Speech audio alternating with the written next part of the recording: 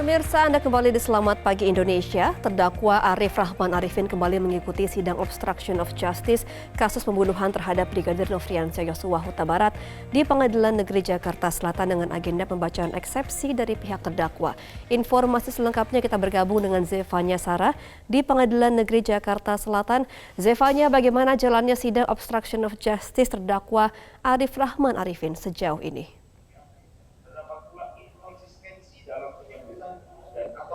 Sidang obstruction of justice dengan terdakwa Arif Rahman Arifin saat ini sudah berlangsung dan tadi dimulai pada pukul 9.37 waktu Indonesia Barat.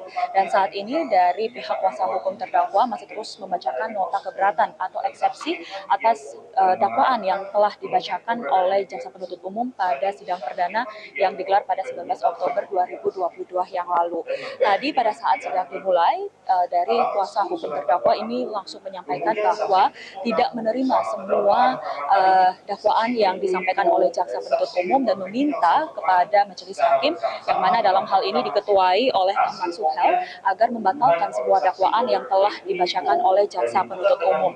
Ada beberapa poin Gema yang kami catat sejauh ini dalam sidang eksepsi hari ini, di mana tadi disebutkan bahwa pihak kuasa hukum terdakwa ini menilai bahwa terdakwa ini merupakan pejabat pemerintah pelaksana dan tindakan yang dilakukan ini masih berdasarkan ruang lingkup pelaksanaan administrasi negara, di mana dalam hal ini semua yang dilakukan oleh Arif Rahman Arifin ini berdasarkan perintah langsung dari atasan yang sah, yang mana dalam hal ini adalah Verdi Sambo, di mana Verdi Sambo ini sempat memerintahkan Arif Rahman Arifin untuk menghapus salinan rekaman CCTV yang berada di kawasan Komplek Polri Duren 3 Jakarta Selatan.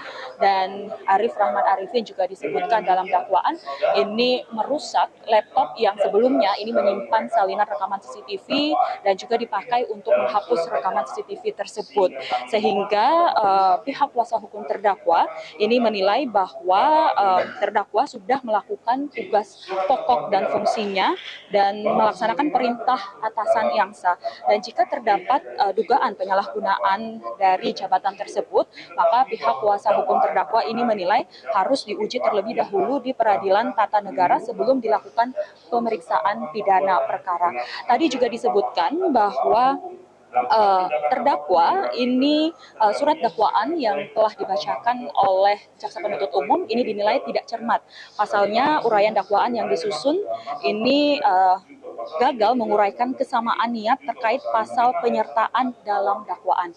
Di mana dalam hal ini menurut kuasa hukum dari terdakwa Arif Rahman Arifin ini tidak memiliki niat yang sama dengan Verdi Sambo yang berniat untuk melakukan pembunuhan berencana terhadap Brigadir Nofriansah Yosua Huta Barat, di mana pada saat itu Arif Rahman Arifin ini pada saat melihat CCTV ini justru berbeda dengan narasi yang dibangun oleh Verdi Sambo, yang mana pada saat Arif Rahman Arifin melihat CCTV Yosua ini masih hidup ketika Verdi Sambo tiba di kawasan Polri Duren 3 Jakarta Selatan. Sementara narasi yang dibangun oleh Verdi Sambo yakni Yosua ini telah tewas tertembak akibat saling tembak dengan Barada Richard Eliezer ketika dirinya ini tiba di kawasan Polri Duren 3 Jakarta Selatan. Sehingga menurut kuasa hukum dari terdakwa bahwa tidak ada kesamaan niat antara terdakwa dengan Verdi Sambo yang berniat untuk melakukan pembunuhan berencana terhadap Brigadir Yosua. Justru Verdi Sambo ini memerintahkan Arif Rahman Arifin untuk mempercayai narasi yang dibangun oleh Verdi Sambo dan memerintahkan untuk menghapus semua rekaman CCTV yang telah dilihat bersama Baikuni di posko keamanan yang berada di kawasan Polri Duren 3 Jakarta Selatan. Sehingga inilah yang dinilai oleh kuasa hukum terdakwa bahwa niat yang dibangun oleh Verdi Sambo ini tidak sama dengan Arif Rahman Arifin. Dan saat ini masih terus dibacakan nota keberatan dan eksepsi yang diajukan oleh kuasa hukum terdakwa yang dibacakan kepada majelis hakim untuk menolak semua dakwaan yang telah dibacakan oleh jaksa penuntut umum. Untuk sementara, Gema dari Pengadilan Negeri Jakarta Selatan kembali ke Anda di studio. Baik, terima kasih informasi Anda, Zevanya Sara langsung dari Pengadilan Negeri Jakarta Selatan. Pemirsa, kita akan langsung melihat bagaimana berlangsungnya sidang dari Arif Rahman Arifin. Dalam persidangan sebelumnya, terungkap peran Arif Rahman Arifin menjalankan perintah Hendra Kurniawan dengan mendatangi Polres Jaksel dan menemui penyidik untuk membuat satu folder khusus untuk menyimpan file-file dugaan pelecehan Ibu Putri Chandrawati. Meski hal itu tidak terlaksana, lantaran rekaman CCTV berada di Cak Putranto. Dan setelah menonton unduhan atau hasil kopi DVR CCTV rumah sekitar Verdi Sambo dan telah mengetahui bahwa Yosua masih hidup, tapi Arif tidak menghentikan Sambo, malah melanjutkan perintah Sambo menghilangkan bukti tersebut. Dan patuh pada Verdi Sambo dan menghancurkan bukti, yakni mematahkan laptop untuk menghilangkan jejak DVR CCTV. Dan tadi kita juga mendengarkan isi dari eksepsi Arif Rahman Arifin yang mengatakan bahwa terdakwa hanya mengikuti arahan dari Verdi Sambo dan juga mengikuti arahan berupa administratif. Terdakwa juga mengatakan hanya melaksanakan perintah atasan dan meminta untuk jaksa penuntut umum agar menguji terlebih dahulu atas dugaan penyalahgunaan jabatan yang dimiliki oleh Arif Rahman Arifin. Dalam eksepsinya, Arif Rahman Arifin juga mengatakan bahwa ada perbedaan narasi antara yang disampaikan oleh Verdi Sambo dan juga yang terjadi sebenarnya menurut Arif Rahman Arifin. Maka investigasi menjadi lebih mudah.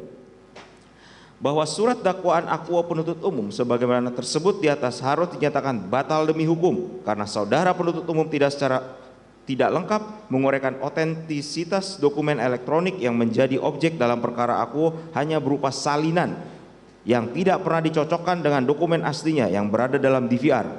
Dengan demikian, surat dakwaan akwo yang disusun oleh saudara penuntut umum tidak memenuhi syarat material dalam surat dakwaan, yaitu surat dakwaan harus cemat, jelas dan lengkap sebagaimana diwajibkan dalam ketentuan pasal 143 ayat 2 huruf B KUHP. Oleh karena itu, surat dakwaan akwo harus dinyatakan batal demi hukum. Ini dilanjutkan.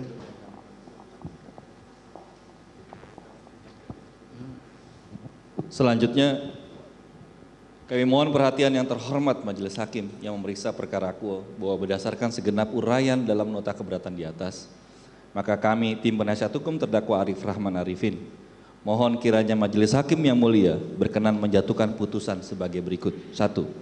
Menerima dan mengabulkan nota keberatan atas nama Arif Rahman Arifin. 2. Menyatakan surat dakwaan penuntut umum batal demi hukum atau setidak-tidaknya tidak dapat diterima. 3. Menyatakan surat dakwaan penuntut umum batal demi hukum atau setidak-tidaknya tidak dapat diterima karena penyidikan dalam proses penuntutan terhadap terdakwa Arif Rahman Arifin telah dilakukan secara tidak sah.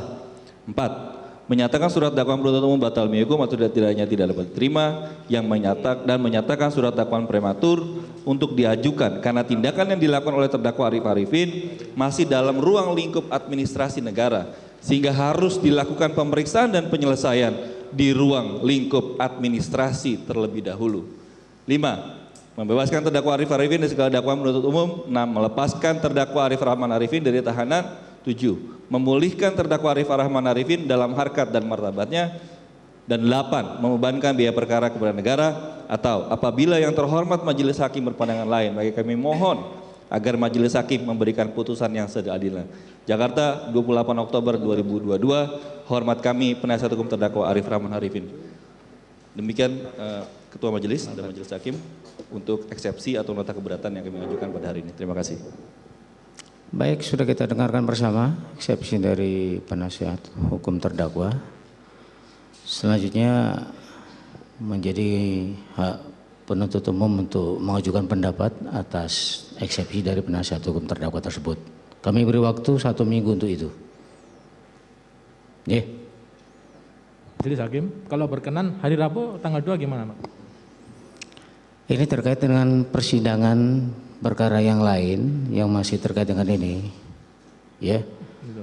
Itu di hari Rabu sudah ada majelis yang menetapkan, ya, biar ini tidak terjadi tumpang tindih, ya, di hari pemeriksaan dalam perkara ini dengan perkara yang lain.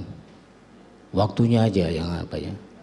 Kalau untuk apa ini kan enggak lama juga sama seperti ini. Mungkin kalau hari Rabu tanggal 2 majelis kan hanya menanggapi aja, menyampaikan tanggapan aja, mungkin nggak terlalu lama.